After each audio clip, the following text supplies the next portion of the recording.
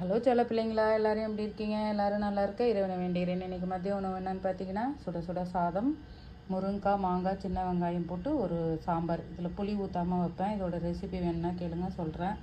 அப்புறம் பருப்பு ரசம், அப்புறம் கோவக்காய் ஃப்ரை, அப்புறம் முட்டை வேக வச்சு மசாலா போட்டு வறுத்து வச்சுருக்கேங்க. இதுதான் இன்றைக்கி மதிய உணவு. கிச்சனில் நின்று சமைக்க தான் முடியல, ஆனாலும் வயிறுன்னு ஒன்று இருக்குது.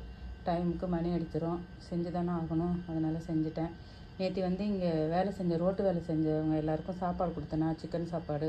எல்லாருக்கும் ரொம்ப சந்தோஷங்க. சாப்பிட்டுட்டு எல்லோரும் படியாக காணா அப்படின்னாங்க. அப்படின்னா என்னன்னே எனக்கு தெரியல. ஹஸ்பண்டில் கேட்டேன்னா அவர் சொன்னார், ரொம்ப ரொம்ப நல்லா இருந்துச்சு நீ கொடுத்த சாப்பாடுனாங்க அப்படின்னு சொல்லிவிட்டு அவங்க இந்த சிரித்த சிரிப்பில் இறைவனை பார்த்தேங்க.